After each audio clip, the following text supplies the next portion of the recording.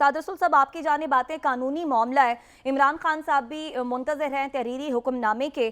آپ سمجھتے ہیں کہ ابھی بھی کوئی گنجائش بچتی ہے حکومت کے پاس، ایسی سچویشن بن سکتی ہے کہ وہ سابق وزیر اعظم کو عمران خان صاحب کو گرفتار کر لیں؟ دیکھیے، آپ نے جو میرے سے سوال پوچھا اس کے دو مختلف جواب ہیں.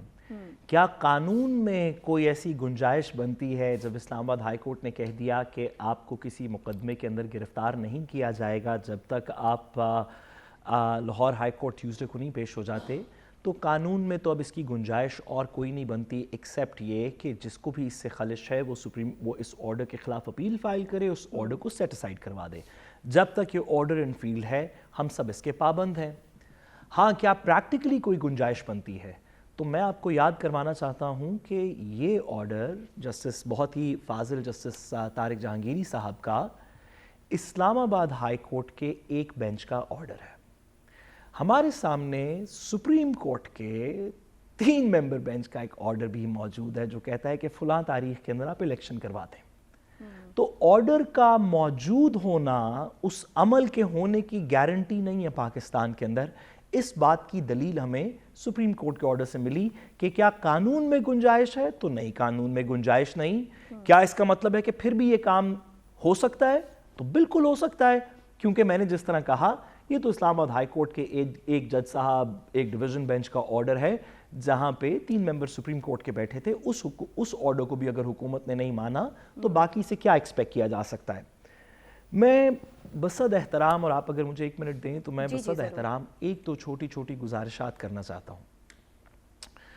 سب سے پہلی یہ کہ جس کسی نے بھی یہ ایڈوائس دی کہ پچھلے 48 گھنٹے کے اندر جو ہوا اس ملک کے اندر، جتنے افسوسناک واقعات پیش ہوئے، جیسی لائنز پچھلے 70-75 سال میں کراس نہیں ہوئی تھیں جو پچھلے 48 گھنٹے میں کراس ہوئیں، وہ جس نوعیت سے وہ لائنز کراس ہوئیں،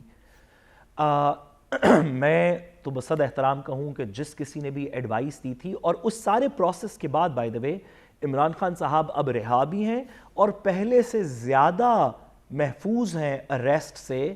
48 گھنٹے پہلے تو پھر کچھ پاسبلٹیز تھیں، اس وقت قانون کو وائلیٹ کیے بغیر کوئی پاسبلٹی نہیں ان کو گرفتار کرنے کی. تو جس شخص نے بھی یہ ایڈوائس دی کہ یہ کرنا چاہیے ہمیں کہ عمران خان صاحب کو گرفتار کر لیتے ہیں، اس سے 48 گھنٹے بعد واپس بلا کے پوچھنا چاہیے کہ ذرا صاحب سمجھا دیجئے کہ اچیو کیا ہوا.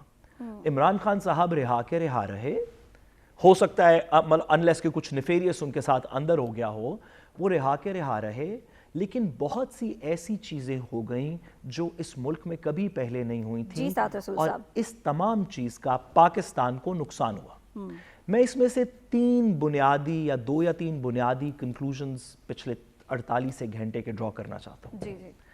سب سے پہلے یہ کہ ہم میں سے کوئی شخص بھی اس بات کو کنڈون نہیں کر سکتا جس طرح کا جلاؤ گراؤ کیا گیا 2 راتیں پہلے. لیکن بطور ریاست، بطور حکومت ایک لیسن کلیئر ہو گیا کہ عوام میں غصہ ہے. وہ غصہ اس حکومت کا ہو سکتا ہے نہ ہو، اس ریاست کا نہ ہو، اس فیصلے کا نہ ہو، اس عدالت کا نہ ہو. وہ غصہ پچھلے 41 سال کا، غریبی کا، تعلیم کی نہ ہونے کا، بیماری کا، مفلسی کا، ان امپلائمنٹ کا جو غصہ پچھلے 41 سال سے اکٹھا ہوا ہے قوم میں، وہ بہت زیادہ ہے. اور اس بات کی ہمیں دلیل ملی اس 48 گھنٹے میں کہ اس کو ہمیں سپارک نہیں کرنا چاہیے. دوسری جو بات ہمیں پتہ چلی کہ سسٹم ہمارا، سوری میں ایک منٹ اور لوں گا عدیل کی اور آپ کی اجازت سے.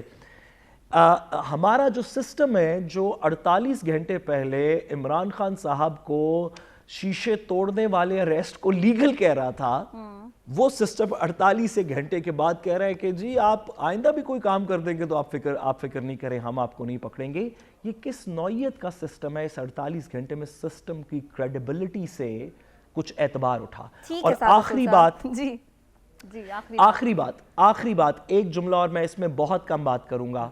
کچھ چیزوں کا ہمارے ملک میں بھرم ہے، ہمیشہ سے رہا ہے. جس طرح ایک فیملی میں ہوتا ہے کہ والد کا کچھ بھرم ہوتا ہے، ہماری ریاست کی کچھ پرائمل ریالٹیز ہیں جن کا کچھ بھرم ہے. میری دعا یہ ہے کہ پچھلے 48 گھنٹے میں اس بھرم کو جہاں شیک کیا گیا، اللہ کرے کہ ان لوگوں سے ایڈوائس لینی بند کی جائے جنہوں نے ان کو شیک کیا، ٹھیک ہے، اور آگے کے لیے کوئی اس طرح کا کام کیا جائے کہ ریاست کی پرائمل ریالٹیز کا بھرم جو ہے وہ عوام میں ٹھیک مستحکم ہے ہو، جی، خراب سعد رسول صاحب آپ کا کمنٹ آ گیا۔